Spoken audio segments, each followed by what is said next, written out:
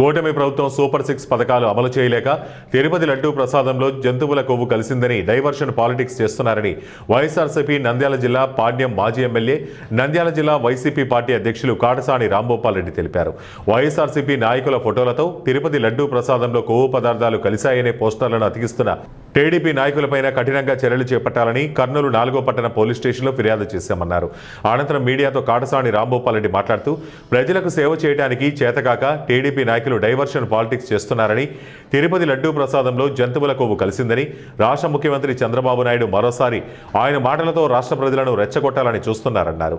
Supreme court ఆధారంగా SIT అధికారులు తిరుపతి లడ్డూ ప్రసాదంలో జంతువుల కొవ్వు కలవలేదని తీర్పు ఇచ్చిన తర్వాత కూటమి ప్రభుత్వ నాయకులు ఆ తీర్పుని జీర్ణించుకోలేక తప్పుడు ప్రచారాలకు తెగబడుతున్నారని తెలిపారు. వైఎస్ఆర్సీపీ నాయకులపై, వారి ఇండ్లపై దాడులకు పాల్పడటం మంచి సాంప్రదాయం కాదన్నారు. ఇదే సాంప్రదాయం కొనసాగిస్తే వైఎస్ఆర్సీపీ కార్యకర్తల ఆగ్రహానికి గురవుతారని హెచ్చరించారు.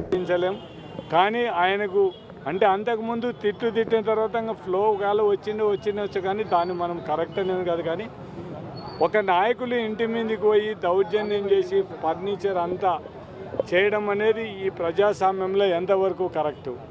ఇది మాత్రం ఇటువంటి చర్యలు మాత్రం ప్రజలు ఎవరు కూడా హర్షించరు. ఖచ్చితంగా పోలీసు వాళ్ళు లా అండ్ ఆర్డర్ మెయింటైన్ చేయాల్సిన అవసరం ఉంది. కానీ పోలీసులు ప్రేక్షక పాత్ర వహిస్తూ తెలుగుదేశం నాయకులు కర్రలు మొత్తం తీసుకొని ఉంటే మాత్రం పోలీసులే ప్రోత్సహించే విధంగా ఆ కర్రలు తీసుకొని కనీసం వాళ్ళను కట్టుదిట్టం చేయలేని పరిస్థితిలో పోలీసు వాళ్ళు ఉన్నారంటే ఒకసారి పోలీసు వ్యవస్థ ఆలోచించమని మేము కోరుతున్నాం.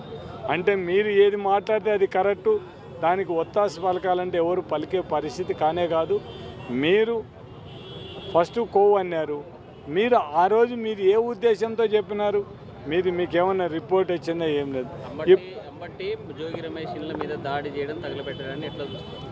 అది చాలా అన్యాయం.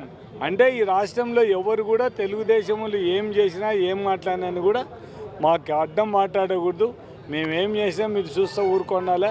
ఎవరైనా మాట్లాడితే మీకు కూడా ఇదే పరిస్థితి వస్తుందనే ఉద్దేశంతో సంకేతం ఇవ్వడానికి ఆ పని చేయడం జరిగింది. అంటే వీళ్ళు ఇట్లా ఎన్ని చేసినా బెదిరే ప్రసక్తే లేదు. ఖచ్చితంగా మేము చేయాల్సింది ప్రతిపక్షంలో ఉండే మేము ఖచ్చితంగా అధికార పార్టీ ఏం తప్పు చేస్తే దాన్ని ఎత్తి చూపడానికి వెనకాడే ప్రసక్తే లేదు.